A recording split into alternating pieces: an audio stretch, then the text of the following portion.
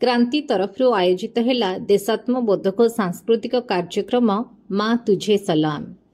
शिशु मानक देश प्रेमर वार्ता सह मोबाइल आउ जंक खाद्य ठारू दूरे रखिबाकू अतिथि देले आह्वान।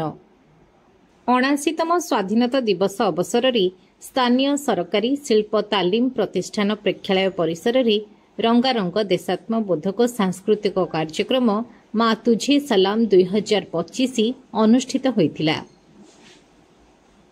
अनुष्ठानर कार्यनिर्वाही निर्देशक डॉक्टर देवानंद दास अध्यक्षतार अनुष्ठित कार्यक्रम में मुख्य अतिथि रूपे ब्रह्मपुर पूर्वतन लोकसभा सदस्य तथा केंद्र मंत्री चंद्रशेखर साहू जोग देइथिबा बेले गंजाम जिला बीजेडी सभापति तथा ब्रह्मपुर पूर्वतन विधायक विक्रम कुमार पंडा, बीईएमसी पूर्वतन mayor Shiv Shankar Das, SMIT group of institute सभापति डॉ भगवान गंतायत, आईएएस आदि निर्देशक सुधीर कुमार सावत, कालाम ग्रुप ऑफ इंस्टीट्यूट संपादक संतोष कुमार जेना, महान संघ सभापति सुशांत सावत प्रमुख सम्मानित अतिथि भावे जोगदे स्वाधीनता दिवसर महत्व उपरे आलोकपात करथिले।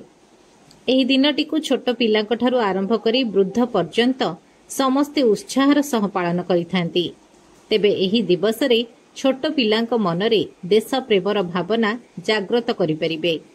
फलरे पिलामाने देश को भल पाइबा शिखिबा सह भविष्यत रे जणे भल मनीष होई परिबे बोली क्रांति अनुष्ठानर डॉक्टर देवानंद दास वक्तव्य रखिथिले। सेहिपरि अतिथि रूपे लांजिया ग्राम पंचायत समिति सभ्य कान्हूचरण पात्र, नाट्य संगठक अनिल कुमार पात्र और सांबादिक सुनील कुमार विश्वास उपस्थित रही समस्त को उत्साहित करथिले। एही कार्यक्रम रे क्रांति अनुष्ठानर सहकारी कार्यनिर्वाही निर्मला दास, देवराज राउत, स्निग्धा राणी महाराणा, परमानंद पंडा, एम माधव पात्र, शुभ्रांशी महाराणा समेत समस्त सदस्य उपस्थित रही कार्यक्रम परिचालन रे सहयोग करथिले।